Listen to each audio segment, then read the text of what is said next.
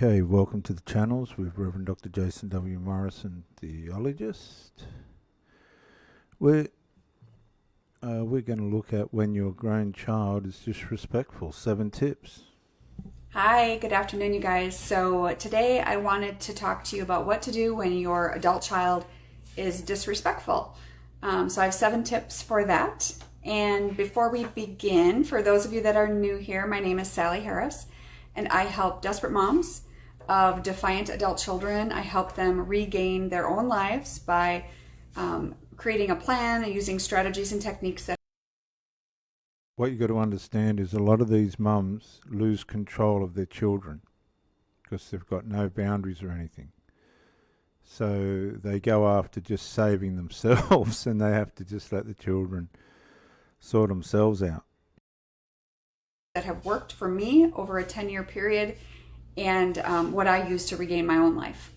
So what happens is once these young adult children go off the rails, they throw everything at it and get no success, and then they just go, I've got to save myself.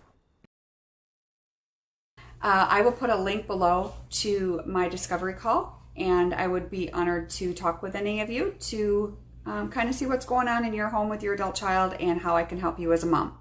All right, so let's get started. So as far as when your adult child is disrespectful, A quick drum roll, because I don't know where this is going to go. We're doing this on the run. always remember that there is no excuse for complete disrespect from your child. Regardless of age. In other words, you don't have to enable it. You don't have to be okay with it or to accept it. Definitely can work through it, but we don't have to just accept it as is. Like, okay, well, my child's just going to disrespect me and there's nothing I can do about it. Like that's. Seen these single mums so in love with their disrespectful, micro, characteristic, dark triad children, right? Psychological assaulters. Watch them assassinate their partners. Anybody in range that the mother will agree with that it's okay to psychologically assassinate. Learnt off the parent. So she's saying it's not accepted. Right, I'll tell you what's not accepted. I went to work this morning and had to pick up one of the sons who come out 15 minutes late. No. We didn't get 5 minutes up the road and he was put out of the truck. Whose fault's that? Is that my fault or his fault? I'll let you decide. I don't muck around with disrespectful people. I lost a marriage over disrespectful adult children. In fact, I jettisoned the marriage. I asked them to leave. I said, you're going to have to house this kid somewhere else. The last relationship, the adult child could not stand his mother having a partner, so I never engaged it, didn't want to get involved. It was obvious. Again, micro-characteristic, dark triad, psychological traits. Never engaged it, never bought into it. She used to come here. In the end, the whole thing closed in on her, and guess what? It's time for you to bye-bye. These children will destroy everything these mothers have got. Very false. You owe it to yourself as a mom, and actually to them too, because they need to realize that they can't speak to you in such ways. So we all need to learn to.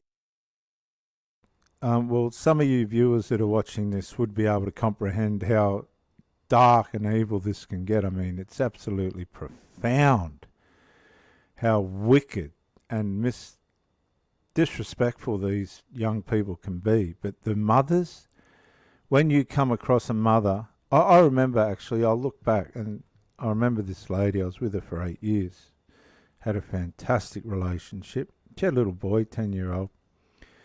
I'll give that mother one thing. She dead set kicked this man. When this kid played up, she'd grab hold of him and woof into him. And he ended up joining the Navy. Apparently became very successful in the Navy because, okay, women aren't supposed to be fathers, but she damn well disciplined this boy, I tell you. And he grew up to be an outstanding young man.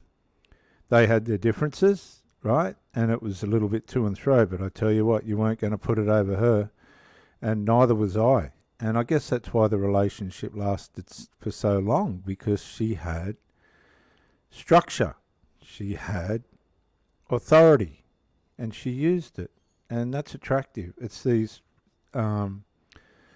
women with no spine or backbone with their children. It's so, it's really off. It's really unattractive, and you just got to get out of there. To manage our own emotions, and that doesn't disclude our adult children as much as sometimes they think they're discluded in that. So number one is try to empathize where their hostility is coming from. You know, I think sometimes we need to take a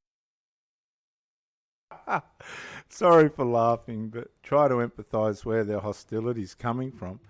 How do you deal with that if it's the boyfriend, the mum's boyfriend? Well, I'll tell you how my mum dealt with it. She just told us to keep our nose out of her business. I've seen these young adult men, right? I don't know. I've seen the daughters in different, got family members that were played up a bit. But I've seen these young men single-handedly ransack, because I've been in these relationships, these women's relationships with infantile micro-characteristic dark triad methodology, psychological methodology, that would make the devil look like a choir boy. We had, as I said in that second marriage, a big bust up because of the dysfunction of these children. And this kid, just to make sure his mother got the idea that they had to leave, he was going to make sure of it, feigned fainting at the doctor. Right, fainting at the doctor, and my sister's an RN at the hospital, and she said if you faint at the doctor's, they send for an ambulance immediately. So he couldn't have fainted. Turned out he was, because he urinated himself, turned out that he was drunk and fell asleep on the lounge at the doctor's and urinated himself, and told his mother that he'd had a turn because of all the stress that was going on between myself and her, which he had caused. You can empathise with these people all you like, but if you've got a rebel that's just in absolute destruction, selfish destruction mode, you better have a plan in place, or you're just going to end up on your own. The mother, that is, I just bounced on. Met another woman, and away we went again. And these women, honestly, they've got no value for their relationships. They've only got value for their infantile, micro-characteristic, dark triad children that they've raised and created and allowed to form. You can have all the empathy you want, but if these people are pulling your relationship apart and you're allowing it, I watched one of these women for 9 months. 9 months, and then turned around and said, why didn't I fix it? There was no way I was going to engage. That's exactly what they wanted. See, these women, they think that you're frightened of their children, right? When you stand back and just let it all manifest itself, because it embarrasses them, right? They're exposed themselves to just their parenting is just a sheer and utter embarrassment. Right? Absolute embarrassment. And when you don't engage these destructive children, right? Again, micro, dark triad, characteristic children, they're doing all the characteristics of what I just said. How do these parents think the world sees them, or the people that I've said to them, does this person know that, like, what they're doing? Because it's so infantile and destructive and out of order. You're sitting there and you're going, they can't know. They mustn't know what they're doing. They just can't. And to be quite honest, they don't. And that's a shame on the parent. Absolute shame, because the parents, as she said herself, a couple of them have said it themselves, I'm just too scared to do anything about it. Well, good luck to you, because now you are stuck with it.